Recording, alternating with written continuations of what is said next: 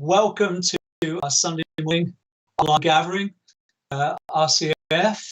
We're just so glad that you could join us this morning. As you can see, my hair's growing longer, and we're all feeling it from being indoors for so long. But it's great to gather. It's great to be together on this Sunday morning, and we've got a lot packed into this morning's gathering that we want to share with you.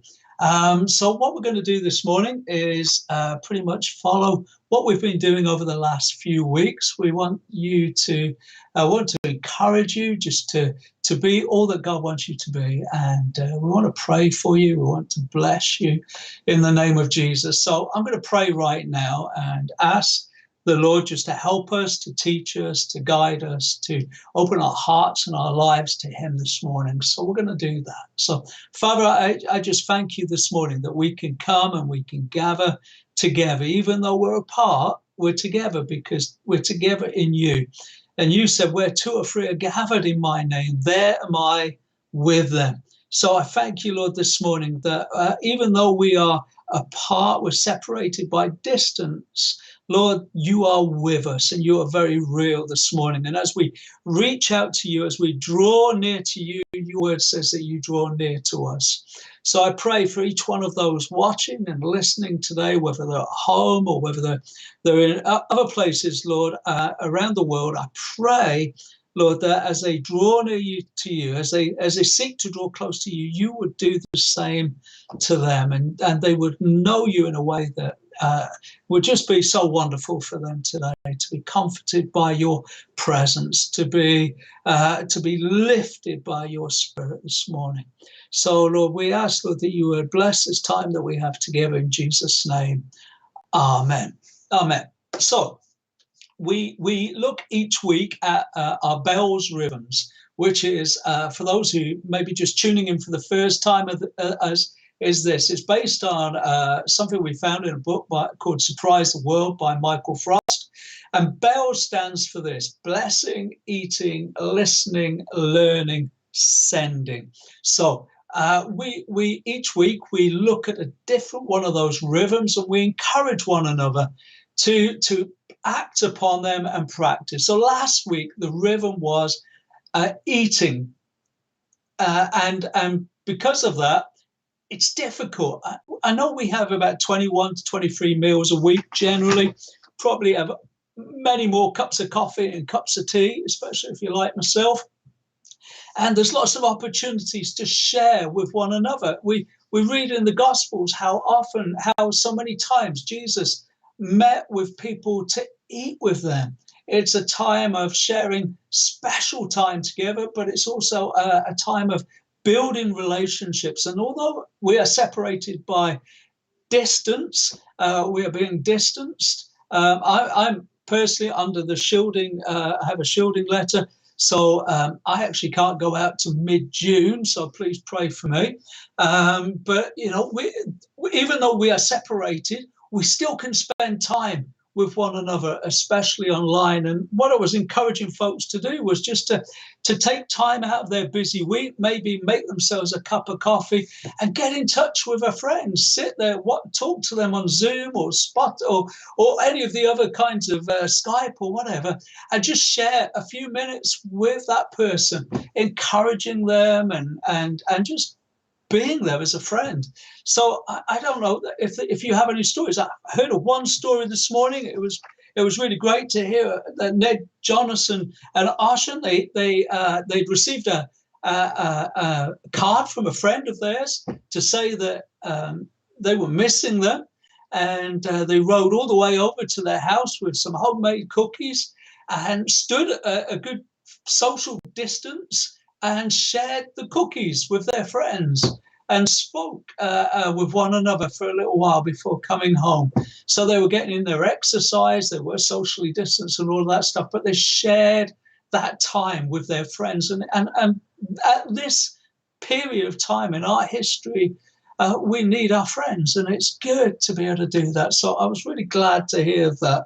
I've heard of a couple of other stories this week of people, stopping just for a few minutes, just to spend some time with someone, even if it's just a few moments. And that's really, really great.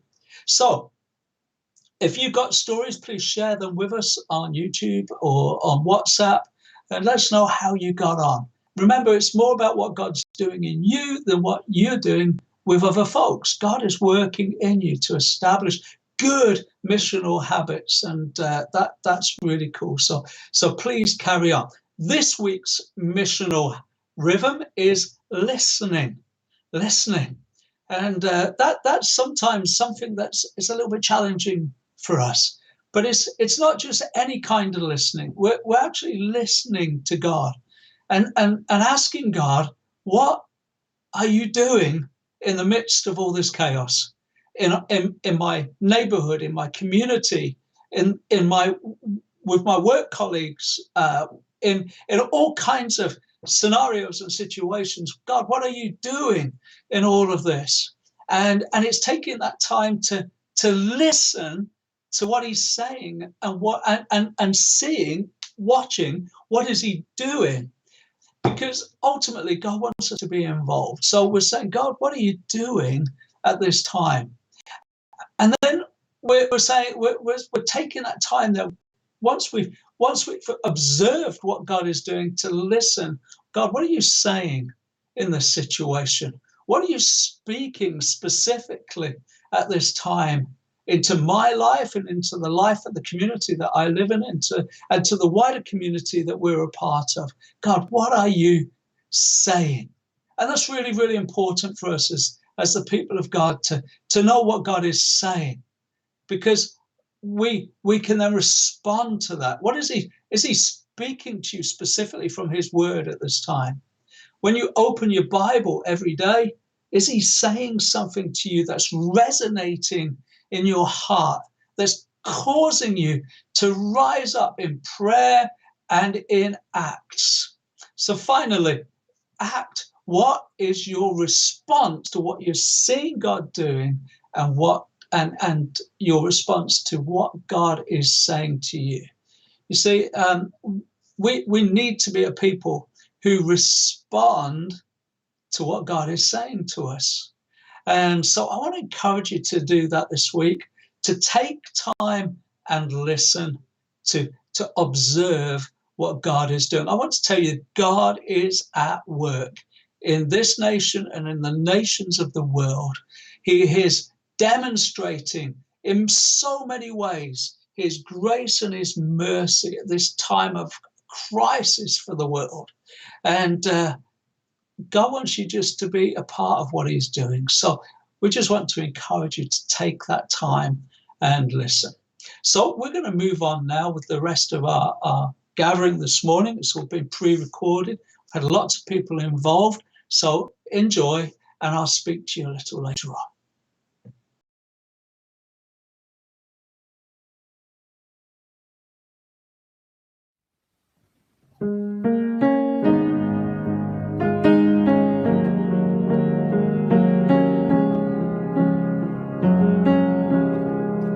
In Christ alone, my hope is found.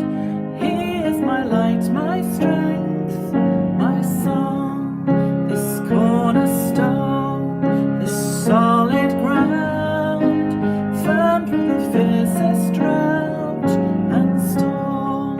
What heights of love, what depths of peace, when fears are still, when striving cease. My comforter, my all in all, here in the love of Christ I stand.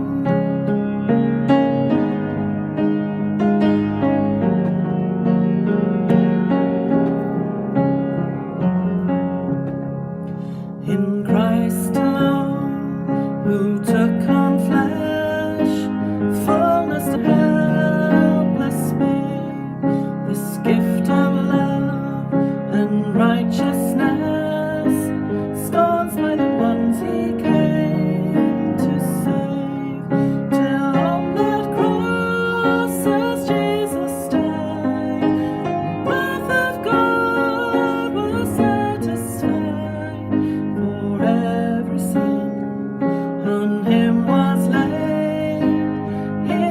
death of Christ I live.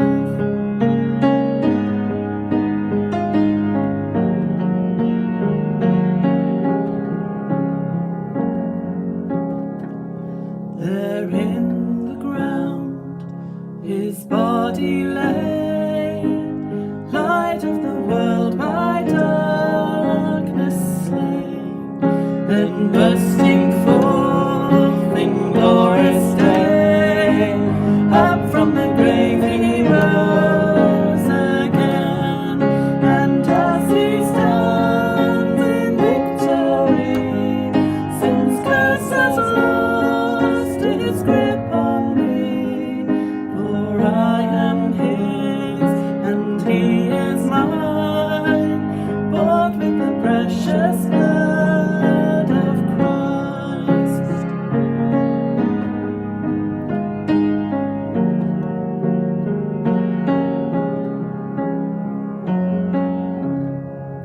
No guilt in life, no fear in death, this is the power of Christ in me, from life's first cry to final breath, Jesus commands my destiny. No power of hell, no scheme of man can ever pluck me from his hand, till he returns or calls me home. Here in the power of Christ I'll stand.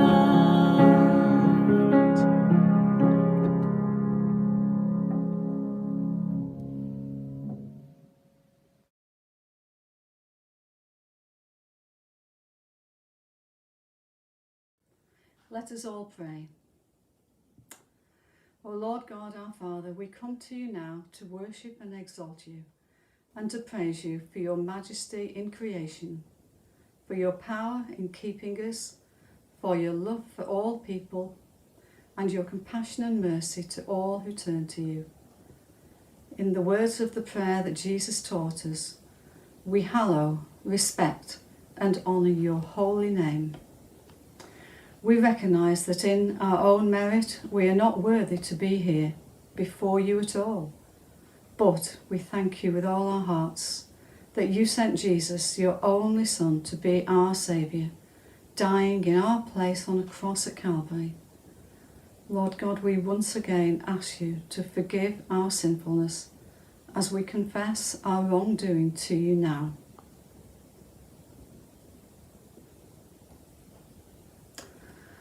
Thank you, Jesus, for taking our punishment and for giving us your righteousness. Thank you too for sending your Holy Spirit to equip and empower us to be your servants in the world we live in. Lord, you know that we're all going through a great time of trial and testing at the moment, some far more severe than others. But all of us are assured of your amazing presence with us to give us strength, comfort, and hope. We ask particularly that you please guard and protect our key workers, our NHS staff, and those doing their best to maintain services and order in our societies and throughout the world. Please bring healing to those who are affected by the COVID-19 virus, and also to those who are ill through other diseases or health issues, including any who need mental, spiritual, or emotional healing. We name before you, quietly in our hearts, those who are personally known to us, knowing that you can read our hearts before we say a thing.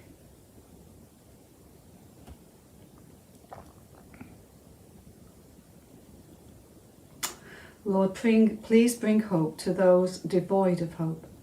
Bring love to those deprived of hugs and physical contact. Bring peace to every troubled mind.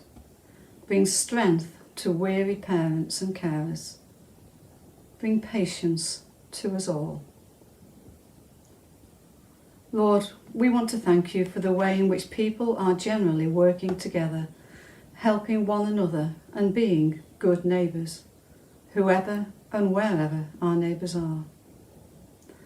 Thank you, Lord, for this time of renewal and for the opportunity many are finding to turn to prayer, turn to your word, and to discover new or different ways to worship you. Finally, Lord, we pray for our leaders throughout the world, but especially in the UK, that you would fill them with integrity and your divine wisdom to bring us out of lockdown and to be brave enough to lead us into the new world that awaits us. May we go forward in faith, hope and love. In Jesus' name, and for your glory and honour. Amen.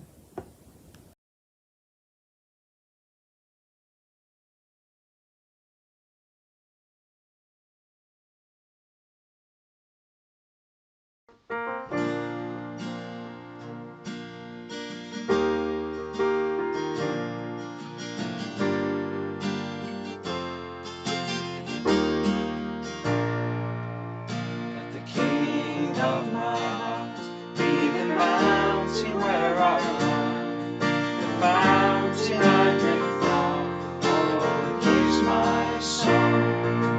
Let the King of my heart be the shadow where I hide, the ransom for my life. Oh, he's my song. You are good, good. You are good, good. Let the King of my heart be the wind inside my sails, the anchor in the waves. Oh, he's my song. Let the King of my heart be the fire inside my veins, the echo of my gaze. Oh, he's my song. You are good, good. Oh, you are good, good. Oh, you are good, good. Oh, you are good, good. Oh, you're never gonna let me down. You're never gonna let me down. You're never gonna let me down. You're never gonna let me down. You're never gonna let me down. You're never gonna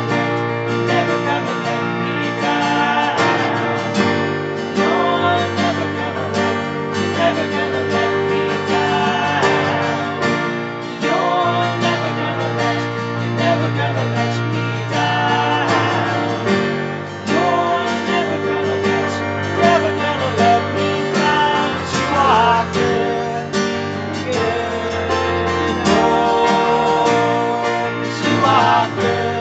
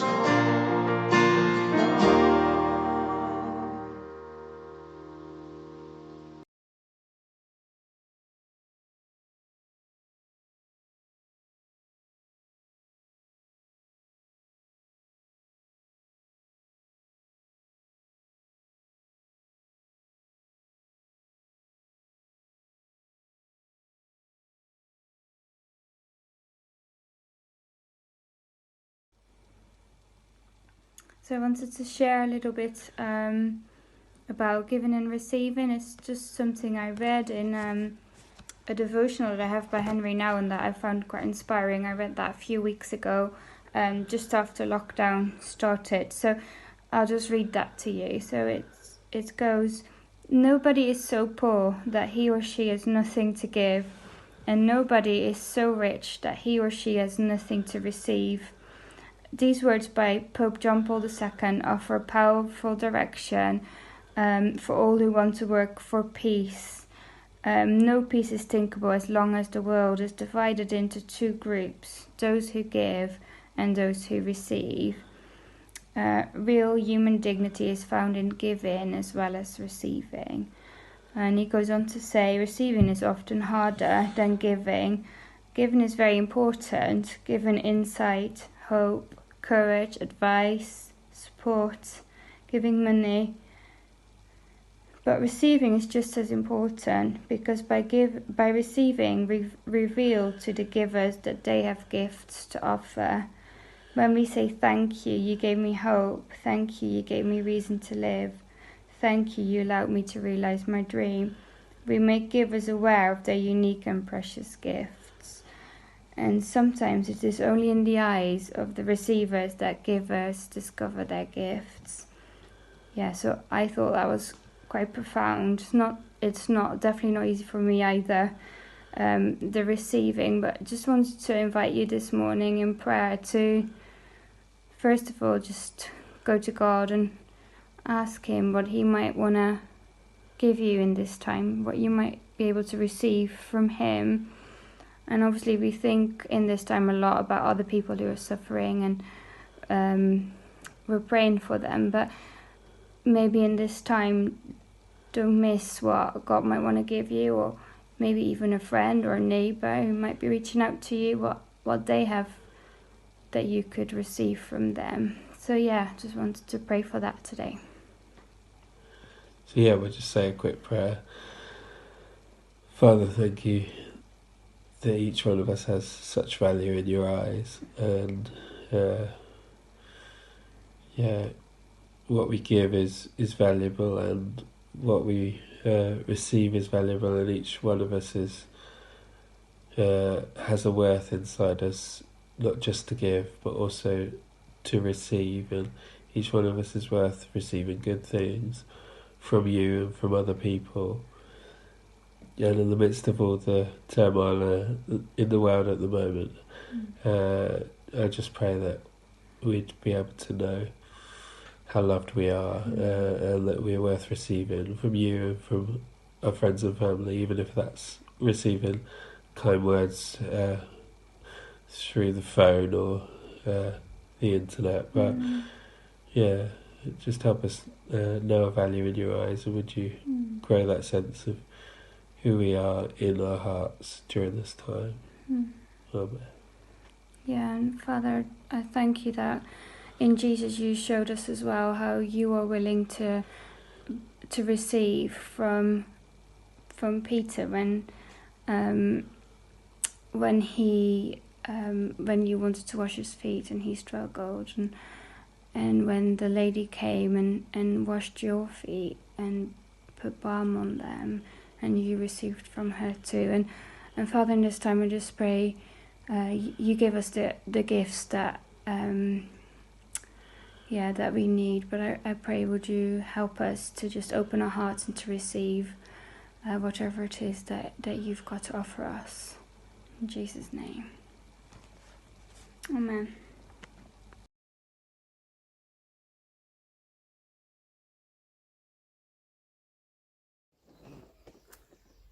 Hi all, hope you're doing alright. Today's passage in Acts 9 is a tale of two, Lydda and Joppa. Actually, they're two towns just to the northwest of Jerusalem. Lydda, a regional centre of administration for Judea and a very important trade town. Joppa, a Mediterranean port. Today it's known as Jaffa. You might remember it's where Jonah went to get on a boat to run away from what God was asking him to do. Before we get into the story in the passage, just a quick reminder of the background. The church, centred in Jerusalem, had erupted and grown following the day of Pentecost. It was marked by bold teaching, signs and wonders, and social care, looking after one another. Then there came a great persecution and the martyring of Stephen, amongst other things. And Saul of Tarsus was one of the leading movers in this. Persecution led to the dispersal of the church. No longer is it just centred in Jerusalem, but it got spread out all over the place. Very much God at work with that. Do you remember those words of Jesus in Acts chapter 1? You will be my witnesses in all Judea and Samaria and to the ends of the earth. And that begins to happen as the persecution comes about. And then Saul encounters Jesus. He becomes known as Paul, and he preaches powerfully, confounding the Jews and stirring up even more trouble. And then he's sent home to Tarsus to settle, grow in his new faith, and prepare for what's to come for him. And we read this in Acts chapter 9 and verse 31. It says, "The church then had peace throughout Judea, Galilee and Samaria, and it became stronger as the believers lived in the fear of God and with the encouragement of the Holy Spirit. It also grew in numbers." Good times. Then the apostles, normally centred in Jerusalem up to now, become more itinerant. And today's reading is about Peter on his travels northwest of Jerusalem to these two towns of Lydda and Joppa. Here's the first part.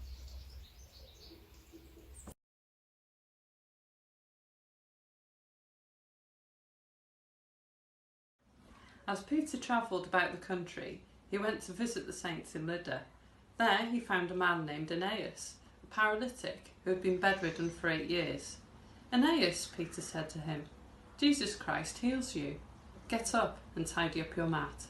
Immediately Aeneas got up. All those who lived in Lydda and Sharon saw him and turned to the Lord.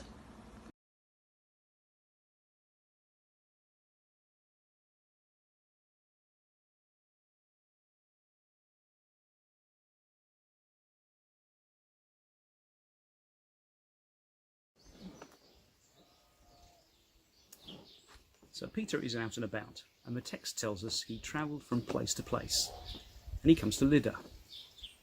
Why? He has come to visit the believers there. As the church has been dispersed during the persecution and subsequently grown numerically, there are lots of new believers to teach and encourage. But to be honest, we don't hear anything much about them. While he's there, he meets Aeneas. And the implication is that Aeneas is a believer, but we know that he's been paralysed for 8 years. So Peter does what all good Christians would do. He gathers a church together and he organises a prayer vigil to pray for Aeneas, maybe a 24/7, and he asks the ladies to form a rota to make a daily quiche for Aeneas until the Lord hears their prayers and heals him. No, none of that happens. Peter doesn't even pray for him. Look at what he does do. It's there in verse 34.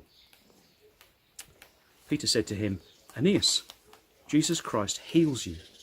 Get up and roll up your sleeping mat." Well, he declares Aeneas' healing over him in the name of Jesus, and he is healed instantly. Does that sound familiar? Peter and John did the same thing at the temple gate when they were met by a lame man. And the consequences for these two guys were the same. Peter speaks with authority. It's not because Peter is extraordinarily special, it's because Jesus is extraordinarily special.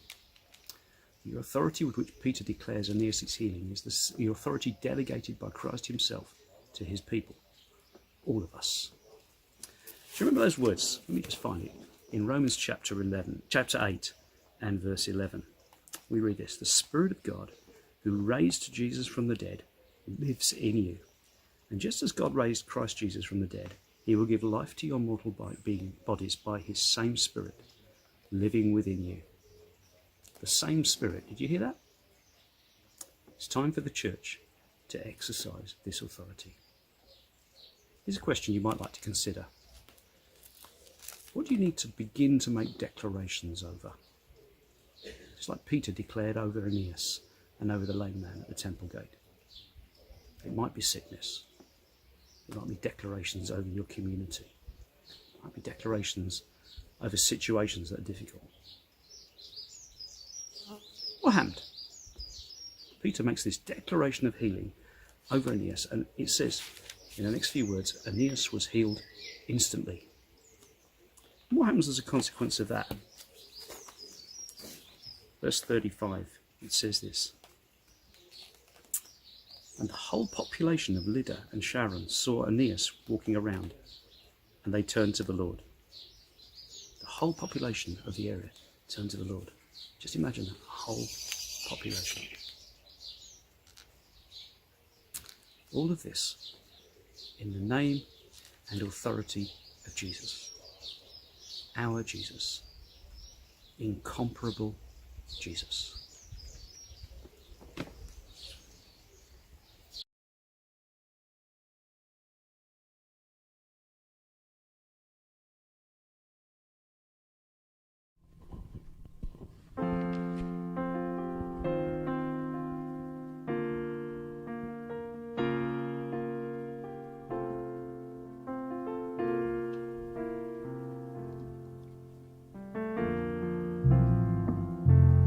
There is none like you.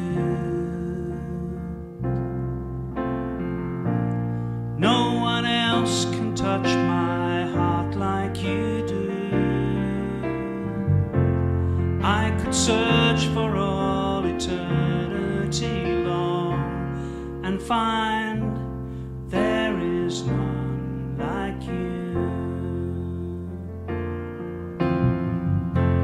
There is none like you.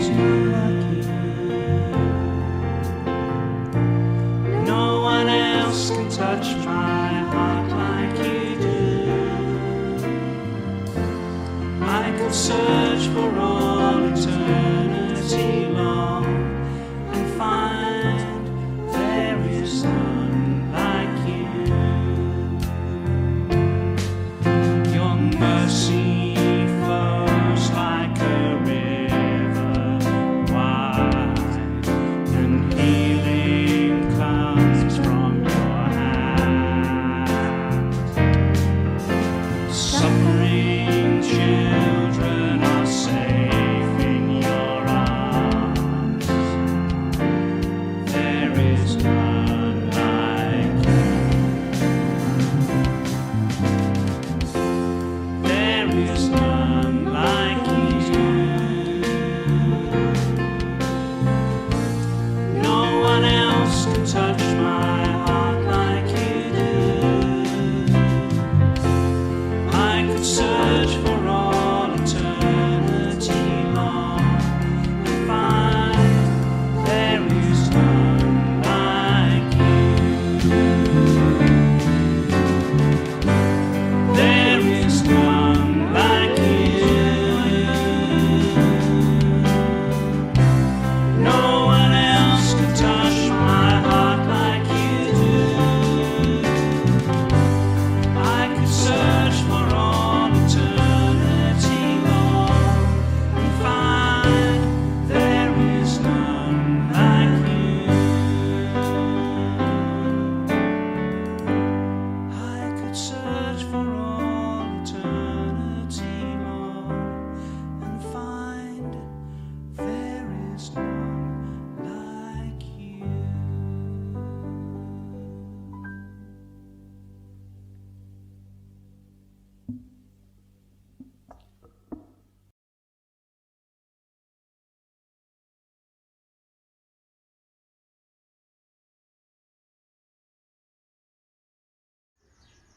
In Joppa there was a disciple named Tabitha, which when translated is Dorcas, who was always doing good and helping the poor. About that time she became sick and died.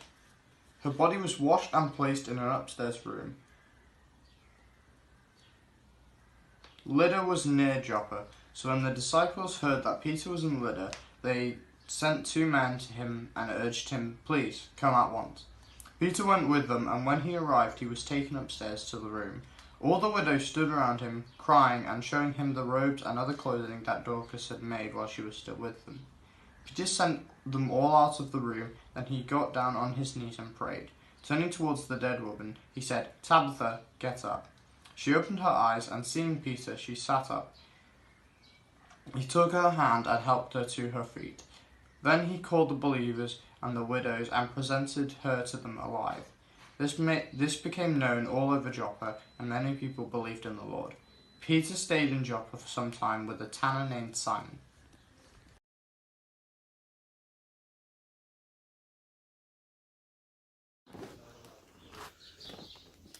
On to Joppa, the seaport. I want to focus on a number of key people in this part of the story. But first, a question to discuss if you're together, or think about if you're on your own. What are you good at?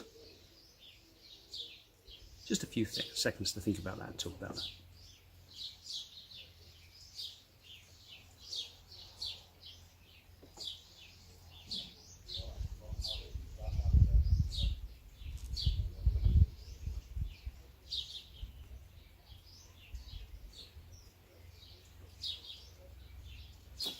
One of the problems is that we often compare ourselves to others. We think things like, I'm not an extraordinary engineer, I'm not a talented doctor, or I'm not an amazing scientist, I'm not a brilliant sportsman or an anointed worship leader or gifted Bible teacher or extraordinary evangelist, so I can't do anything.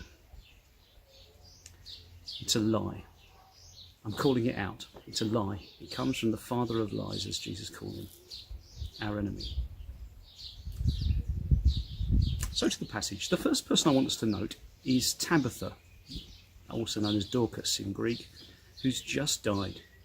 Apart from the fact that she's been ill and she's died, what else do we know about her? Let's have a couple of passages. At the end of verse 36 it says this: she was always doing kind things for others and helping the poor. And then a few verses later in verse 39 it says this: the room was filled with widows who were weeping and showing Peter the coats and other clothes that Dorcas had made for them. Everyone spoke well of this woman. She was extraordinarily ordinary. She was always being kind to people. She helped the poor. She made clothes for people. She had a spiritual gift of sewing, a spiritual gift of helping people, a spiritual gift of being kind to people. Isn't this encouraging? What can I do? What can you do? What can we do to bless our communities? The second people of note are found in verse 38. But the believers had heard that Peter was nearby at Lydda, so they sent 2 men to beg him, please come as soon as possible. Their friend has died, and they hear that Peter is near. And so the intercessors step up. I don't mean intercessory prayers, I mean those who are willing to stand in the gap for Tabitha. They see the current situation and they believe the possible, and they put themselves and their actions in between the two. They stand in the gap. They do it by sending for Peter, who comes for them. Peter enters and he sees the corpse. His first reaction, he asks everyone to leave. Then alone, this time, Peter prays. It's different this time. He needs to talk with God to get wisdom. He kneels. He submits. Remember that prayer is listening as well as speaking. We don't know how long that time was. And then, alone, Peter speaks. I imagine gently, but with authority. Get up, Tabitha. And she does. He helps her up and he gives her back to her friends. What's the consequence of this? In verse 42 it says, the news spread through the whole town, and many believed in the Lord. Now in these 2 nearby towns there are loads of new believers who need teaching. And so verse 33 says Peter stayed for a long time with them. What do we learn from these 2 simple stories of these 2 simple towns? Firstly, we have authority as the people of God. We are filled with the same Holy Spirit who raised Jesus from the dead. And that authority isn't just so we can feel nice about it, it's for using. Secondly, like Tabitha, we may think that our gifting is ordinary. But God can and will do extraordinary things as we submit our ordinary to him to be used in his service and bless others. Thirdly, we too can stand in the gap, be those who call for God's change in the toughest of situations. even the one we're in right now. And fourthly, remember that God himself chooses how he works. Our part is to pray and obey. Major Ian Thomas from the Torchbearer Bible Schools said, God's people are those who are told to do and do what they're told. Great couple of stories. I encourage you to revisit them.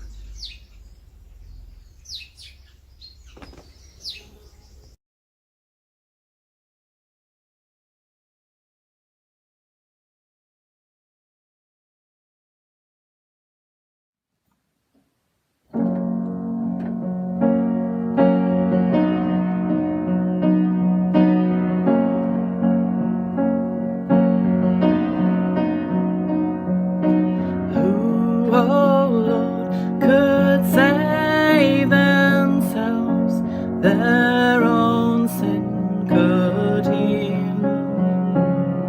Our shame was deeper than the sea. Your grace is deeper still.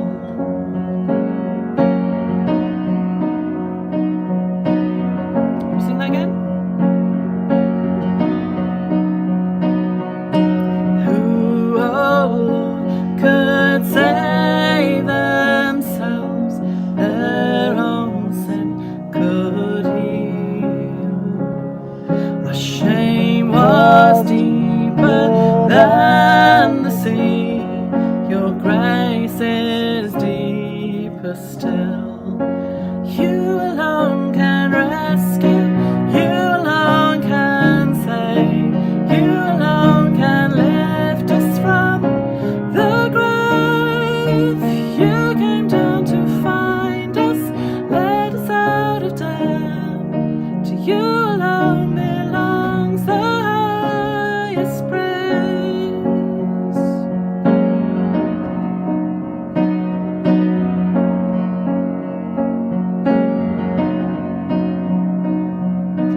You, oh Lord, have made a way, the great divide you heal. For when our hearts were far away, your love goes further still. Yes, your love goes further still. You alone can rescue. You alone can save. You alone can lift us from the grave. You came down to find us, led us out of death. To you alone belongs the highest praise.